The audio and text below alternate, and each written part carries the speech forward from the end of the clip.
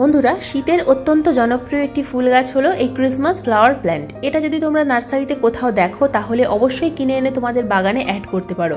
দুর্দান্ত ফুল হয় এবং বিভিন্ন কালারের ফুল গাছ পাওয়া যায়।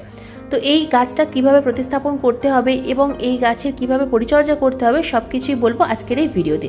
তাই আজকের এই ভিডিওটা সম্পূর্ণ মনোযোগ দিয়ে দেখার অনুরোধ রইল। নমস্কার, আমি লাবণী। আমার বাগানে তোমাদের সবাইকে জানাই স্বাগত। এই ক্রিসমাস ফ্লাওয়ার প্ল্যান্ট একটা ক্যাকটাস জাতীয় গাছ। অসাধারণ ফুল হয়, পাতার মধ্যে থেকে কুঁড়ি আসে এবং প্রচুর পরিমাণে কিন্তু ফুল ফোটে। তবে এই গাছের মিডিয়া তৈরি করতে হবে কিন্তু একদম ঝুরঝুরে মিডিয়া, ওয়েল ড্রেনেজ সয়েল। তো সম্পূর্ণ সয়েল মিডিয়া ছাড়া এই গাছের প্রতিস্থাপন করে আজকে দেখাবো। তো প্রথমেই যে গ্রো ব্যাগটা আছে, গ্রো ব্যাগ থেকে আমি গাছটাকে কেটে বার করে নেব খুব সাবধানে।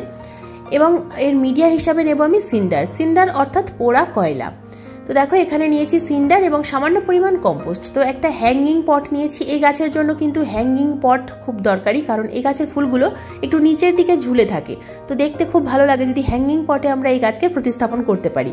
তো এই যে হ্যাঙ্গিং পটটা দেখো, নিচের দিকে অনেকগুলো হোল করে নিয়েছিলাম এবং উপর থেকে বেশ কিছুটা পরিমাণ সিন্ডার দিয়ে ঠিক তার মিডিল বরাবর গাছটা আমি প্রতিস্থাপন করে দিয়েছি এবং সামান্য পরিমাণ সিন্ডার দিয়ে দিলাম এবং উপর থেকে কিছুটা পরিমাণ করে কম্পোস্ট আমি ছড়িয়ে দিচ্ছি। কম্পোস্টের পরিমাণ থাকবে খুব সামান্য, 70% সিন্ডার এবং 30% কম্পোস্ট দিয়ে গাছটা আমি প্রতিস্থাপন করে দিলাম। দেখো, এবার এই গাছটাতে দিয়ে দেবো জল।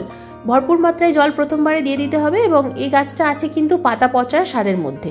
তো আমার কাছে যেহেতু পাতা পচা সার নেই, সেই কারণে আমি এই গাছকে সিন্ডার মিডিয়াতে বসালাম। আর সিন্ডার মিডিয়াতে প্রতিস্থাপন করার পরেই দেখো জল কিন্তু সঙ্গে সঙ্গে বেরিয়ে যাচ্ছে। আর দেখো, হ্যাঙ্গিং পটে আমি গাছটা কিন্তু ঝুলিয়ে দিয়েছি। তো তোমরা যদি চাও এই গাছকে কিন্তু তোমাদের বাগানে রাখতে পারো, খুব সুন্দর ফুল ফুটবে গাছে। তো এই গাছ প্রতিস্থাপন করার পর গাছে কিন্তু ফাঙ্গিসাইড স্প্রে করতে হবে। ফাঙ্গিসাইড স্প্রে করলে গাছ কিন্তু ভালো থাকবে। আর খাবার হিসাবে 1 লিটার জলে 2 গ্রাম যে কোনো ব্যালেন্স এনপিকে এবং 2 গ্রাম এপসাম সল্ট একসাথে গুলে গাছে স্প্রে করবে। গাছে প্রচুর পরিমাণে কুঁড়ি আসবে এবং গাছের খুব ভালো গ্রোথ হবে। এই ক্রিসমাস ফ্লাওয়ার প্ল্যান্ট কিন্তু অতিরিক্ত রোদ্দুর একেবারেই পছন্দ করে না। এই গাছ সেমিসেডের জন্য একটা উপযুক্ত গাছ। আজকের এই ভিডিওটা সম্পূর্ণ মনোযোগ দিয়ে দেখার জন্য তোমাদের সবাইকে জানাই অসংখ্য ধন্যবাদ।